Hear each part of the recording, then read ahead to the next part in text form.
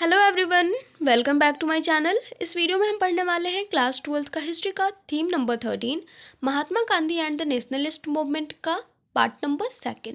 ठीक है, part first पढ़े हुए में काफ़ी टाइम हो चुका है, सेकंड हम नहीं पढ़ पाए थे, कुछ प्रॉब्लम्स आ गई थी जिनकी वजह से अभी हम कंटिन्यू करने वाले हैं। कल तक हमारा पूरा का पूरा टर्म 2 का सिलेबस कंप्लीट हो जाएगा। हिस्ट्री का सिर्फ एक चैप्टर रह गया है। ठीक है, नोट्स आपको मिल जाएगा इंस्टाग्राम पे, लिंक दिया हुआ डिस्क्रिप्शन बॉक्स में। एक बार जाकर के चेक कर लेना आप डिस्क्रिप्शन बॉक्स, सारी चीज़ें आपको मिल जाएंगी।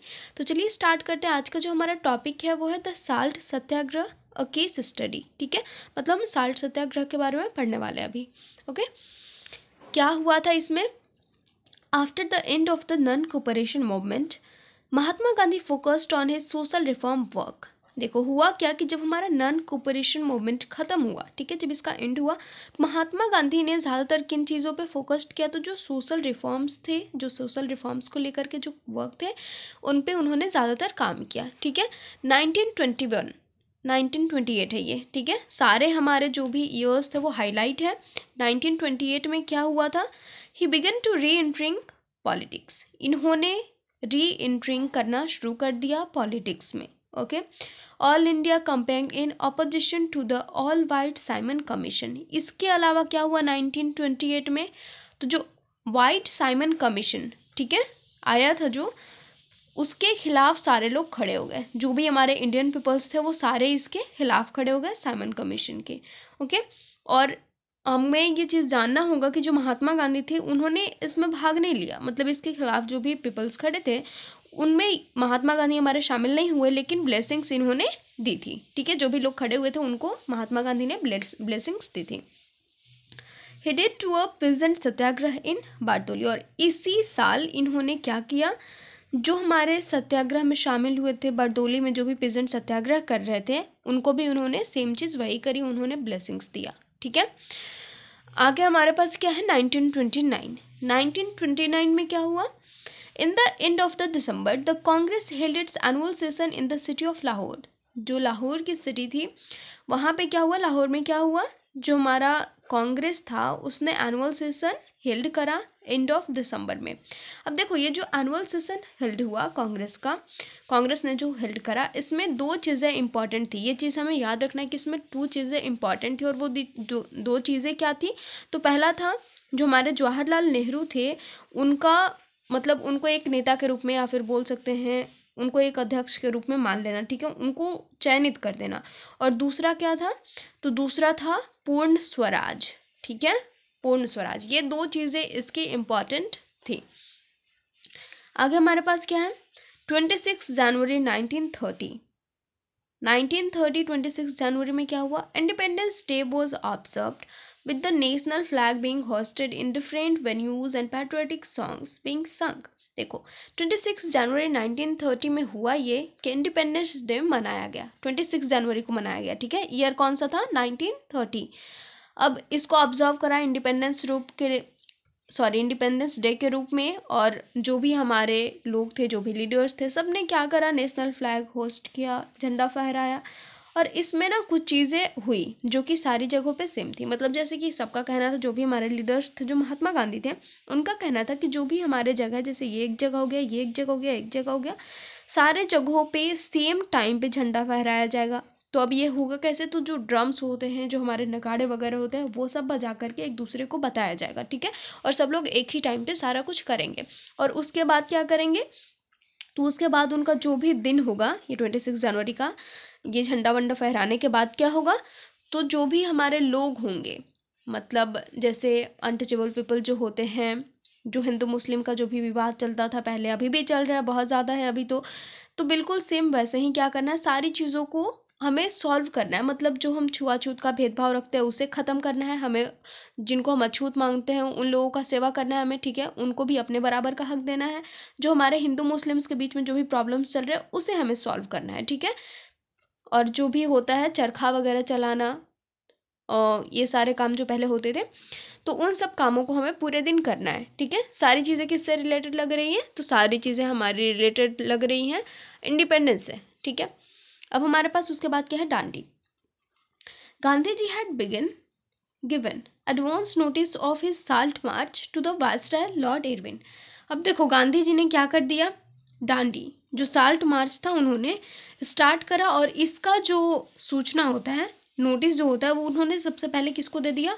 Viceroy Lord Irwin. सबसे पहले नहीं, हम ये बोल सकते हैं कि जो गवर्नमेंट थी, जो वायसराय लॉर्ड इरविन था, उसको इसकी सूचना दे दी गई थी पहले ही, ठीक है। Irwin fail to grasp the significance of the action. अब बात ये थी कि ये मतलब एक यात्रा था, ऐसा हम बोल सकते हैं कि ये क्या था? एक यात्रा था, दांडी मार्च, साल्ट मार्च, ठीक है। तो इस पे ज़्यादा किसी ने फोकस नहीं करा, सबको ऐसा लगा, इरविन को भी मतलब इसका जो भी इम्पोर्टेंस था इस एक्शन का वो समझ में नहीं आया, ठीक है। लेकिन जो नॉर्मल पीपल्स थे, जो हमारे इंडिया के लोग थे, वो समझ चुके थे कि हमें क्या करना है, ठीक है।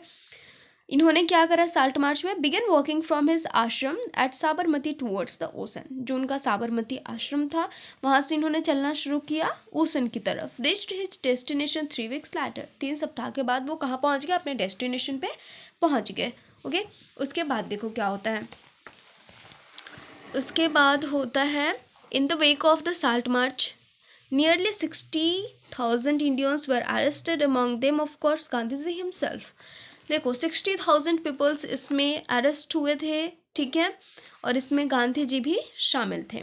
अब एक चीज़ हमें जानना पड़ेगा कि जो साल्ट मार्च था, जिसको गवर्नमेंट इतना इम्पोर्टेंस नहीं दे रही थी, इसका सिग्निफिकेंस किसी को भी पता नहीं चल पाया, तो वो गांधी जी ने ये शुरू क्यों किया था? तो उन्होंने जो हमारा साल्ट था, नॉर्मली हर घर में यूज़ होता था, और इस पर गवर्नमेंट का एक अधिकार था। जैसे बोल सकते हैं कि गवर्नमेंट इसको बहुत ज़्यादा मतलब हाई प्राइस पे सेल कर रही थी, जिससे काफ़ी प्रॉब्लम्स हो रही थी सबको, ठीक है। तो अब गवर्नमेंट सिर्फ अकेले उस पर राज कर रही थी, मतलब साल्ट पे उसका हक था, तो मतलब उसका हम क्या कर रहे हैं? हक छीन रहे हैं। अगर हम ये स्टॉप कर रहे हैं, अगर सारे लोग साल्ट का ऐसे यूज़ करेंगे, साल्ट बनाना शुरू कर देंगे, तो गवर्नमेंट को क्या होगा? धक्का तो जोर का लगेगा ना। तो इस चीज़ पे गांधी जी फोकस्ड कर रहे थे, ठीक है, और इसीलिए उन्होंने ये शुरू किया था कि गवर्नमेंट को कुछ ना कुछ प्रॉब्लम ज़रूर हो जाएगी। आगे हमारे पास क्या है? The police spies reported that Gandhi ji's meeting were very well attended by villagers of all castes and by women as well as men. अब देखो कुछ चीज़ें हैं जो हमें याद रखनी पड़ेंगी, जैसे कि हमें जो पता चलता है इन सब चीज़ों के बारे में, तो जो पुलिस रिपोर्ट होते हैं, जो पहले मतलब ऐसे दिए जाते थे कि बाकी लोगों को पता नहीं चलता था, एक जगह से दूसरी जगह पहुंचा दिया जाता था, तो वैसे ही अभी क्या होता है, वो जितने भी रिपोर्ट्स थे अब छप चुके हैं, अभी सब लोग उसको पढ़ सकते हैं। जैसे हम लोग पढ़ रहे हैं कि क्या क्या होता था, ठीक है, लेकिन उस टाइम में जब ये हो रहा था, उस टाइम में सारे लोग थोड़ी ना पढ़ पाते थे, ठीक है। तो पुलिस ने ये सारे रिपोर्ट्स देना शुरू कर दिया गवर्नमेंट को कि जो गांधी जी हैं उनके रास्ते में जो भी विलेजेस आ रहे हैं, वहाँ पे वो जा रहे हैं, वहाँ पे वो जो भी भाषण दे रहे हैं, वो सारे लोग, सारे कास्ट के लोग इसको समझ रहे हैं, और सारे लोग उनको सपोर्ट भी कर रहे हैं, एज वेल एज वुमेन, ठीक है, वुमेन भी उनको सपोर्ट कर रही है काफ़ी ज़्यादा, ठीक है। आगे हमारे पास क्या है? The progress of Gandhi's march to the sea shore can be traced from the. अब देखो ये हमें ट्रेस्ट हमें कहाँ से पता चलता है? जो प्रोग्रेस है गांधी जी के मार्च का, वो हमें पहला तो पता चला पुलिस की रिपोर्ट से, ठीक है, सेक्रेट रिपोर्ट जो पुलिस का था, filed by the police officers deputed to monitor his movements. और दूसरा क्या है? American news magazine, American news magazine Time से भी हमें ये पता चलता है। अब देखो इसका तो हमें पता चल गया, ये रिपोर्ट था सीक्रेट रिपोर्ट जिससे हमें पता चलता है अभी, लेकिन अमेरिकन न्यूज़ मैगजीन का हमें एक चीज़ जानना होगा कि ये भी स्टार्टिंग में क्या करती थी, इसने भी गांधी जी का काफ़ी मजाक उड़ाया था। एक तो उनकी जो भी हाइट वाइट थी उन सब चीज़ों को लेकर के, और उसके अलावा उसका ये भी कहना था कि एक सप्ताह 2 दिन चलने के बाद, 2 दिन, एक सप्ताह तो बहुत दूर की बात हो गई, ठीक है, तो 2 दिन 3 दिन चलने के बाद क्या होगा, गांधी जी ऐसे ही मतलब गिर जाएंगे, आगे नहीं जा पाएंगे। लेकिन जैसे जैसे एक सप्ताह गुजरा वैसे वैसे क्या हुआ, गांधी जी के साथ बहुत सारे लोग खड़े हो गए, और उसके बाद अमेरिकन न्यूज़ मैगजीन ने भी काफ़ी ज़्यादा मतलब तारीफ करा, ठीक है। ये सारी चीज़ें हुई। अब हम पढ़ेंगे डायलॉग्स। देखो काफ़ी सारी चीज़ें तो हमारी कंप्लीट हो चुकी है, अब डायलॉग्स क्या है वो हम देखते हैं। The salt march was notable for at least 3 reasons. 3 reasons की वजह से इसे नोट करा गया। Brought Mahatma Gandhi to the world attention. जो साल्ट मार्च हुआ इसने ही क्या कर दिया, महात्मा गांधी को काफ़ी ज़्यादा फेमस बनाया, और सारे लोगों के सामने, पूरे वर्ल्ड के सामने महात्मा गांधी उभर कर आए, okay. Salt march widely covered by the European and American press. Widely इसे कवर किसने करा? यूरोपियन प्रेस ने और अमेरिकन प्रेस ने, ठीक है। आगे हमारे पास है first nationalist activity in which women participated in large numbers. ये पहला नेशनलिस्ट एक्टिविटी था जिसमें कि जो विमेन थी वो लार्ज नंबर में पार्टिसिपेट कर रही थी, जिनमें कि एक कमला देवी का नाम लिखा गया है। कमला देवी जिन्होंने काफ़ी सारी चीज़ों का विरोध किया था, साल्ट मार्च जैसे उन्होंने भी किया था, और जो अल्कोहल ये सब था उन सब का भी उन्होंने काफ़ी ज़्यादा विरोध किया था। आगे हमारे पास है the salt March. The Salt March, which forced upon the British the realization that their Raj would not last forever and that they would have to devolve some power to the Indians। देखो, जो salt मार्च था उसने क्या करा, forced upon the British the realization, British का जो भी राज था उसको ये रियलाइज़ करा दिया साल्ट मार्च ने कि अब उनका जो पावर है, उनका जो भी राज है वो ज़्यादा दिन तक नहीं चलने वाला है, उन्हें कुछ पावर्स इंडियंस को देने ही पड़ेंगे। उसके बाद देखो क्या किया गया, राउंड टेबल कॉन्फ्रेंस रखा गया। ओके, कल स्टार्ट हुआ ये नवंबर 1930 and ended in December 1932। Okay, start हुआ 1930 में और कब ख़त्म हुआ, 1932 में। 3 हुआ था, 3 राउंड टेबल कॉन्फ्रेंस। पहले में तो गांधी जी शामिल नहीं थे, ठीक है, उस टाइम वो जेल में थे। देखो, जब साल्ट सत्याग्रह वो कर रहे थे उस टाइम जब जेल में गए थे, तो ये 1930 में उस टाइम वापस नहीं आ पाए थे जब फर्स्ट राउंड टेबल कॉन्फ्रेंस हो रहा था। ये भी माना जाता है कि जो हमारा फर्स्ट राउंड टेबल कॉन्फ्रेंस था उसमें जो हमारे देश के जो मतलब बोल सकते हैं कि मेन लीडर होता है वो शामिल नहीं था, इसलिए इसमें कुछ ज़्यादा हो नहीं पाया, कुछ कंक्लूजन नहीं निकला। देखो, नवंबर 1932 जनवरी 1931 ये चला था। सेकेंड राउंड टेबल कॉन्फ्रेंस सितंबर 1931 टू दिसंबर 1931 और थर्ड राउंड टेबल कॉन्फ्रेंस नवंबर टू दिसंबर 1932। ओके, ये हुआ हमारा। इसमें काफ़ी सारे लीडर्स थे जिनका नाम है। तीनों राउंड में डॉक्टर भीमराव अंबेडकर प्रेजेंट थे, ठीक है, ये हमें याद रखना होगा। फर्स्ट राउंड में तो हमारे गांधी जी नहीं थे, सेकेंड राउंड में वो थे। आगे हमारे पास देखो है Gandhi Irwin pact. Gandhi Irwin pact क्या था, was a political agreement signed by Mahatma Gandhi and then viceroy of India Lord Irwin on 5 March 1931 before the second round table conference in London.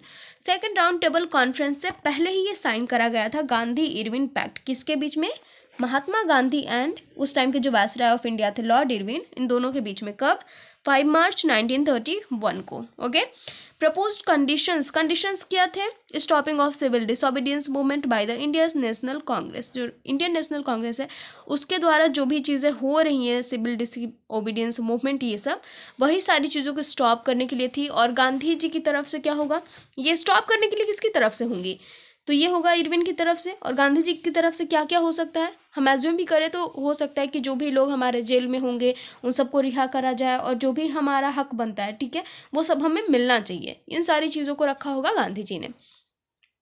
आगे हमारे पास the conference in London was inconclusive, so Gandhi ji return to India and resumed civil disobedience. अब देखो हुआ क्या कि जो conference हुआ सेकंड राउंड, उसमें क्या हुआ, उसमें कोई कंक्लूजन अच्छा सा नहीं निकल पाया, इसलिए गांधी जी को वापस खाली हाथ लौटना पड़ा और यहाँ आकर उन्होंने क्या करा, सिविल डिसोबीडियंस। अब हुआ एक्चुअल में क्या था कि जो भी हमारे मतलब महात्मा गांधी का ये मानना था कि जो कांग्रेस है वो सबको सपोर्ट करती है, मतलब जो भी हमारे मुस्लिम्स हैं, जो भी हमारा कास्ट है, मतलब जो भी लोग हैं हमारे इंडिया में, सबको सपोर्ट करती है कांग्रेस, ठीक है। लेकिन जो डॉक्टर भीमराव अंबेडकर थे और भी एक नाम था किसी का जो मेरे पास नहीं है, हाँ, मुस्लिम लीग, ठीक है, मुस्लिम लीग और डॉक्टर भीमराव अंबेडकर, ये सब का ये कहना था कि जो महात्मा गांधी है उन्होंने मतलब कंप्लीटली ऐसा करा नहीं है कुछ भी सबको लेकर कि जिसमें कि सबका अच्छा हो सके, ठीक है, तो उनका ऐसा कहना नहीं था, इसलिए ये सेकंड राउंड भी हमारा फेल हो गया था, उसमें भी वापस लौटना पड़ा ऐसे ही। न्यू वायसराय कौन बना, Lord Wellington was deeply unsympathetic to the Indian leader को लेकर के वो बहुत ज़्यादा अनसिम्पैथेटिक थे। अब कहने का मतलब ये होता है हमारे पास कि ये मतलब लोगों को लेकर के जो हमारे इंडियन लीडर्स थे उनको लेकर के कुछ डीपली ज़्यादा कनेक्टेड थे नहीं। उनका ये मानना था कि जो हमारे महात्मा गांधी है, लोगों ने उनको भगवान बना डाला है, जो भी वो बोलते हैं वो ये करते हैं, ठीक है। तो ये उनका मानना था कि जो हमारा इंडिया है या फिर जो भी हमारे लोग हैं यहाँ के, वो सब अंधविश्वास में जी रहे हैं, ऐसा कुछ है नहीं। उन्होंने जानबूझ करके बस उन्हें भगवान बना डाला है और उन्हें लगता है कि जो गांधी जी बोल रहे हैं वो सब कुछ सही कह रहे हैं, वो सब भगवान मतलब ऐसा उनसे करवा रहे हैं, लेकिन ऐसा कुछ नहीं था एग्जैक्टली, ठीक है। उनका मानना था, लॉर्ड वेलिंगटन का मानना था कि जो भी गांधी जी कर रहे हैं उसके पीछे कोई जो है पॉलिटिक्स जैसे होता है ना कि राजनीतिक खेल खेल रही है हमारे साथ, बिल्कुल इनका भी मानना था कि महात्मा गांधी भी वैसा ही कोई राजनीतिक चाल चल रहे हैं। ठीक है, 1935 में क्या होता है देखो, a new government of India act promised some form of representative। Okay, new government of India act आता है। ओके, अब 2 साल बाद क्या होता है कि इलेक्शन होता है। 1935 के 2 साल बाद इलेक्शन होता है जिसमें कि कांग्रेस काफ़ी अच्छे सीटों से जीत जाती है। ठीक है, उसके बाद क्या होता है, इन सितंबर 1939, 2 years after the Congress ministries assumed office, the second world war broke out. अब इसके 2 साल बाद क्या होता है, सेकेंड वर्ल्ड वॉर शुरू हो जाता है। और इसमें क्या होता है, इसमें होता है ये कि जो हमारे कांग्रेस लीडर्स होते हैं वो ये कहते हैं कि हम हेल्प करेंगे, जो हमारी ब्रिटिश सरकार है हम उसकी हेल्प करेंगे इस सेकेंड वर्ल्ड वॉर में, लेकिन बदले में क्या देना पड़ेगा, हमें इंडिपेंडेंस देना पड़ेगा, फ्रीडम देना पड़ेगा। ठीक है, तो ये क्या हो जाता है, ये टूट जाता है, मतलब ये गवर्नमेंट स्वीकार नहीं करती है, जो ब्रिटिश सरकार होती है ये स्वीकार नहीं करती है, वो इंडिपेंडेंस देना चाहती ही नहीं थी। ठीक है, तो ये यहीं पे ख़त्म हो जाता है। उसके बाद देखो क्या होता है, द कांग्रेस मिनिस्ट्रीज रिजाइंड इन अक्टूबर 1939। अक्टूबर 1939 में जो कांग्रेस की मिनिस्ट्रीज होती हैं वो रिज़ाइन करती है। Through 1940 and 1941 the Congress organized a series of individual satyagrahas to pressure the rulers to promise freedom once the war had ended। ठीक है, यहाँ पे हो गया हमें। अब हमें क्या देखना है, अब हमें देखना है यही चीज़ मैंने सेम बताया था, ये चीज़ कि जब वॉर इंडेड होगा तो प्रॉमिस करने का मतलब बोलती है कांग्रेस बोलती है कि प्रॉमिस करने का कि फ्रीडम वो हमें दे देगी। ठीक है, एक बार जब ख़त्म हो जाएगा, लेकिन ऐसा कुछ होता नहीं है, ऐसा नहीं मानती है सरकार। ठीक है, Winston Churchill was a die-hard imperialist who insisted that he had not been appointed the king's first ministers in order to preside over the liquidation of British Empire। ठीक है, विंस्टन चर्चिल अब ये आते हैं। ठीक है, इनका क्या मानना था, इनका ये मानना था, ये खुद से ये कह रहे हैं कि मुझे इसलिए नहीं बनाया गया है मिनिस्टर, ठीक है, कि मैं ब्रिटिश को ही तोड़ फोड़ के रख दूँ। ठीक है, इसको ही अलग अलग टुकड़ों में बांट दूँ, ये कहते हैं। आगे हमारे पास क्या है, 1942 Churchill was persuaded to send one of his ministers sir Stafford Cripps to India to try and force a compromise with Gandhi ji and Congress. ठीक है, अब देखो ये तो हमारे रह गए उधर ही, मतलब, और इन्होंने क्या करा, चर्चिल ने किसको भेजा इंडिया में, सर स्टैफोर्ड क्रिप्स को। ठीक है, सॉल्व करने के लिए सारी चीज़ों को 1942 में इन्होंने भेज दिया। अब हमारे पास आगे क्या है, quit India. After the failure of Cripps mission Mahatma Gandhi decided to launch his third major movement against British rule. अब देखो क्रिप्स मिशन जो होता है, क्रिप्स आते हैं, बैठक होती है सबके साथ, तो बैठक होने के बाद क्या होता है, तो बैठक होने के बाद होता ये है कि जो हमारे कांग्रेस के लीडर्स होते हैं वो कुछ ना कुछ मांग रखते ही हैं, और वो मांग ऐसी रखते हैं कि वो लोग पूरी करते ही नहीं है। ठीक है, फर्स्ट टाइम भी हमने देखा कि जब वॉर हो रहा था तो उस टाइम भी उन्होंने मांग रखी कि हम हेल्प करेंगे आपकी, लेकिन अगर आप बदले में हमें फ्रीडम दो तो ये मांग भी पूरी नहीं। अब यहाँ पे जब क्रिप्स आते हैं, जब बैठक होती है, तो उसमें क्या मांग करते हैं कि जो हमारे कोई भी मतलब जो इंडियन पीपल्स होंगे, इंडियन पीपल्स भी इनमें शामिल रहेंगे, जो भी मंत्री वगैरह होते हैं इनके, उसमें इंडियन पीपल्स भी शामिल रहेंगे, तो ये भी यहीं पर रद्द हो जाता है, क्रिप्स मिशन फेल हो जाता है। महात्मा गांधी ने डिसाइड करा क्या, अपना थर्ड मेजर मूवमेंट स्टार्ट करने का ब्रिटिश रूल के खिलाफ, और वो थर्ड मेजर मूवमेंट क्या था, क्विट इंडिया। ओके, भारत छोड़ो आंदोलन, begin in August 1942। Satara in the west and Medinipur in the east independent governments were proclaimed. Okay, यहाँ पे इंडिपेंडेंट गवर्नमेंट्स प्रोक्लैम्ड हो गए, Satara in the west and Medinipur in the east में। British force took up more than a year to suppress the rebellion. अब जो भी हमारे विरोधी थे उन्होंने तो खुद से इंडिपेंडेंसी शुरू कर दिया था प्रोक्लाम करना, और ब्रिटिश गवर्नमेंट जैसे 1857 में नहीं कर पाई थी, बहुत टाइम लगा था सप्रेस करने के लिए, मतलब सबको अपने अधिकार में लाने के लिए बोल सकते हैं, या फिर अपने पावर के अंडर में सबको लाने के लिए विरोधियों को काफ़ी टाइम लगा था, वैसे ही यहाँ पे भी रेबेलियन को अपने अंडर में लाने के लिए मोर देन अ ईयर लग गया। ओके, आगे देखो हमारे पास क्या है, आगे हमारे पास क्विट इंडिया जनरली अ मास मूवमेंट, ये मास मूवमेंट था quit India. While the Congress leaders longest in jail, Jinnah and his colleagues in the Muslim League worked passionately at expanding their influence. अब देखो होता क्या है इसमें. मुस्लिम लीग यहाँ पे दिख रहा है आपको, मुस्लिम लीग जो हमारे जिन्ना थे, तो कांग्रेस लीडर जिस टाइम में जेल में थे, ठीक है, उस टाइम में जिन्ना ने और उसकी जो मुस्लिम लीग्स थी उन्होंने क्या शुरू कर दिया, तो अपना जो इन्फ्लुएंस था उसको बढ़ाना शुरू कर दिया. ठीक है, सिंध में और पंजाब में उनका कोई भी मतलब वो नहीं था पहले से, कुछ भी वहाँ पे नहीं था, वो जानते नहीं थे किसी चीज़ को, लेकिन उन्होंने इसी टाइम में जिस टाइम में कांग्रेस लीडर्स जेल में थे तो इन्फ्लुएंस उन्होंने उस एरिया को भी करा था. ओके, अब यहाँ पे एक चीज़ देख लो कि पहले सारे लोग एक साथ होकर के लड़ रहे थे. ठीक है, अब यहाँ पे बंटवारा शुरू हो चुका है, हिंदू मुस्लिम ये सब यहाँ पे शुरू हो चुका है. ठीक है, जून 1944 क्या होता है, with the end of the war in sight Gandhi ji was release from prison. Gandhi ji जब जेल में गए तो उसके बाद ये 1944 में वापस आए. क्विट इंडिया में वो जेल में गए होंगे. ठीक है, यहाँ पे मैंने लिखा नहीं, लेकिन जैसा कि हमने पढ़ा अभी, क्विट इंडिया उन्होंने शुरू करा था, तो अब जब शुरू करा था और बीच में कुछ नहीं आया तो वो क्विट इंडिया करते टाइम ही जेल में चले गए होंगे. और कब वापस आए, 1944 में. 1942 में वो जेल में गए और 1944 में वो फिर से वापस आए, जब क्या हुआ, जो वॉर था वो ख़त्म हुआ. held a series of meetings with Jinnah seeking to bridge the gap between Congress and the League. अब इन्होंने क्या करा, जैसे ये बाहर आए उन्होंने काफ़ी सारी मीटिंग्स रखी जिन्ना के साथ, और वो कोशिश कर रहे थे कि कांग्रेस और जो मुस्लिम लीग है उसके बीच जो भी हमारे गैप्स बन रहे हैं वो सब भरे जाए, सब लोग एक साथ एकजुट होकर के लड़े. ठीक है, उसके बाद हमारा क्या है, 1946 अ कैबिनेट मिशन, सॉरी यहाँ पे हमारा 1945 रह गया था, ये पढ़ते हैं. Labour government came to the power in Britain and committed itself to granting independence to India. अब लेबर गवर्नमेंट आई पावर में ब्रिटेन में, ठीक है, और उसने क्या करा, इंडिया को वो भी चाहती थी इंडिपेंडेंस दिलाना. ठीक है, वो चाहती थी कि अब इंडिया को इंडिपेंडेंस मिल जाना चाहिए.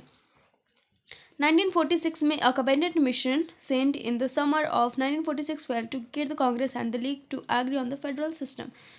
ये लीग को और जो हमारा कांग्रेस था उसको समझाने में, ठीक है, एग्री करने में फेडरल सिस्टम पे वो नहीं हो पाई, मतलब वो फेल हो गई. ठीक है, वो एग्री नहीं कर पाई दोनों को, कांग्रेस सिस्टम और लीग को 1946 में. और जब ये टॉक्स जो है वो टूटा, जब बात हो रही थी वो जब टूट गया, वो ख़त्म हो गया, वहाँ पे आगे का कुछ बचा ही नहीं, तो Jinnah called for a direct action day to press the League's demand for Pakistan.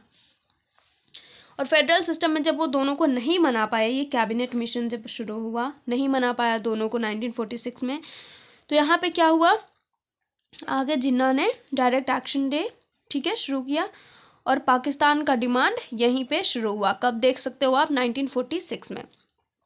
इससे पहले ऐसा कोई डिमांड नहीं था. अब हमारा 16 अगस्त 1946 bloody rights Brock out in Calcutta. Calcutta में बहुत ही ज़्यादा मतलब ब्लडी राइट्स शुरू हुआ. ठीक है, कहीं पे हिंदू कहीं पे मुस्लिम को निशाना बनाया जा रहा था, क्योंकि बातें किसके बीच में हो रही थी, अब हिंदू मुस्लिम की आ चुकी थी, अब ब्रिटिश और इंडियन के बीच में नहीं थी. ठीक है, आप देख सकते हो कि पहले हम क्या कर रहे थे, घर से बाहर के लोगों के साथ लड़ रहे थे, और अब क्या हो रहा है, अब घर में ही झगड़े शुरू हो गए हैं, ऐसा कुछ हो रहा है. In February 1947, Wavell was replaced as viceroy by Lord Mountbatten. अब वेबल वायसराय से हटते हैं और आते कौन है, वायसराय बनकर माउंटबेटन 1947 के फरवरी में. The formal transfer of power was fixed on 15 अगस्त. और ये जो पावर का ट्रांसफ़र था, ये जो फ्रीडम था, वो कब फिक्स्ड करा गया देने के लिए, 15 अगस्त को. ठीक है, आप देख सकते हो कि 15 अगस्त को बंटवारा हुआ, हमें फ्रीडम तो मिली, लेकिन हमारा इंडिया जो पहले एक साथ होकर के सिर्फ ब्रिटिश से आज़ाद होना चाहता था, अभी क्या हो गया, आज़ाद होकर के दो भाग में बट गया. आगे हमारे पास क्या है, द लास्ट हीरोइक डेज. अब हम देखेंगे 15 अगस्त 1947 में महात्मा गांधी ने क्या किया. तो हमें ये देखना होगा, उस टाइम से हम कैपिटल में क्या करते आ रहे, झंडा फहराते आ रहे हैं, लेकिन महात्मा गांधी कैपिटल में प्रेजेंट नहीं थे उस दिन 15 अगस्त 1947 को. वो कहाँ थे, कलकत्ता में. लेकिन कलकत्ता में भी उन्होंने क्या करा, झंडा नहीं फहराया, कोई भी फंक्शन अटेंड नहीं किया. ठीक है, उन्होंने दिन भर फास्ट रखा. क्योंकि भाई देखो, जिस फ्रीडम के लिए सारे लोग स्ट्रगल कर रहे थे वो स्ट्रगल कर रहे थे, वो मिला उन्हें, लेकिन अनएक्सेप्टेबल प्राइस पे, ठीक है, जिसके बारे में किसी ने सोचा भी नहीं था कि ऐसा हमारे साथ हो सकता है, जिसके लिए हम सब मिल कर के लड़ रहे हैं वो हमें ऐसे मिलेगा। With a nation divided and Hindus and Muslims at each others throats, Hindu मुस्लिम एक दूसरे के गले पे सवार थे, एक दूसरे को ही मार डालना चाहते थे, ठीक है। तो ये क्या था, अनएक्सेप्टेबल प्राइस था। डीसी तेंदुलकर जो बायोग्राफर थे, जो बताते हैं हमारे महात्मा गांधी के बारे में, वो बताते हैं बहुत सारी चीज़ें इनके बारे में कि इन सब के बाद जो हमारा सितंबर अक्टूबर महीना हुआ, अगस्त के बाद, उस टाइम में महात्मा गांधी कहाँ पे रहे, तो वो जो भी लोग थे, जो भी घायल लोग थे, जो हॉस्पिटल्स वगैरह थे, उन सब के पास वो जाते रहे, उन सब से मिलते रहे। जो लोग फंसे हुए थे वो कोशिश करते थे कि सब लोग क्या करें, मतलब शांति आ जाए, सब लोग, अब बंटवारा हो चुका है फिर भी सब लोग एक दूसरे के साथ खुशी से रहे, कहीं पे कोई परेशानी ना हो, वो सब वो देखते रह गए, घूमते रह गए, ठीक है। 30 जनवरी 1948 ये वही दिन था जब क्या हुआ, गांधी जी वो shot dead by a young man Nathuram Godse, a Brahmin from Pune. अब नाथुराम गोडसे का क्या कहना था, ये हमारे बुक में लिखा हुआ है, इसलिए हम जान लेते हैं कि ये क्या था। ये मतलब एक जो हमारा प्रेस होता है उसका एक क्या था, संपादक था, ठीक है। और इसका मतलब ये हिंदुइज्म को मानता था, क्योंकि ये ब्राह्मण था तो ये हिंदुइज्म को कुछ ज़्यादा ही मानने लगा था, इतना ज़्यादा कि उसको ऐसा लगता था कि गांधी जी किसको सपोर्ट कर रहे हैं, मुस्लिम्स को भी सपोर्ट कर रहे हैं, मतलब उनको वो चाह रहे हैं कि यहाँ पे जो भी मुस्लिम्स हैं वो अच्छे से रहें, हमारे इंडिया में भी जो हैं, जो रहना चाहते हैं कि हम पाकिस्तान ना जाए, वो अच्छे से रहे। तो उसे ऐसा लगा कि वो मुस्लिम्स को ज़्यादा ही सपोर्ट कर रहे हैं, इसलिए यहाँ पे हमारा किस्सा ख़त्म हो जाता है, ठीक है। अब हमारे पास क्या है, नोइंग गांधी जी। अब हमें गांधी जी के बारे में पता कैसे चलता है, ओके। तो सोर्सेस हमारे पास क्या है, ऑटोबायोग्राफीज जो उन्होंने खुद के बारे में कुछ कुछ लिखा, उससे गवर्नमेंट रिकॉर्ड्स, जो पुलिस रिकॉर्ड्स वगैरह होते हैं उन सब के बारे में जो पब्लिश हुई बाद में उससे पता चलता है, जो न्यूज़पेपर्स होते हैं उससे पता चलता है, ठीक है। जो राइटिंग्स एंड स्पीचेस होते हैं, जो पब्लिक वॉइसेस, जो प्राइवेट स्क्रिप्ट्स होती हैं, उन सब से हमें पता चलता है, ठीक है। कुछ लेटर्स होती हैं जो वो मतलब कुछ प्राइवेट लेटर्स जो वो अपने किसी फ्रेंड को देना चाहते थे, जैसे कि गांधी जी नेहरू जी को लिखते थे, नेहरू जी गांधी जी को, और बहुत सारे जो भी लीडर्स थे वैसे लिखते थे। तो उस टाइम में वो सब पब्लिश नहीं हुई थी, लेकिन बाद में सब पब्लिश्ड हुई, ठीक है। तो इन सब चीज़ों से हमें पता चलता है। ये चैप्टर हमारा पूरा ख़त्म हो चुका है, जो भी हमारे इंपॉर्टेंट पॉइंट्स थे, इंपॉर्टेंट डे और बोल सकते हैं ईयर्स, उन सब के बारे में हमने पढ़ लिया है, ठीक है। मिलते हैं नेक्स्ट वीडियो में। आई होप आपको समझ में आ गया होगा, एंड लेट से पढ़ाने के लिए I am so sorry guys. कल हमारा चैप्टर नंबर जो हमारा नेक्स्ट है टर्म 2 के सिलेबस के अकॉर्डिंग वो कंप्लीट हो जाएगा, कल नहीं तो परसों तक, ठीक है। मिलते हैं नेक्स्ट वीडियो में।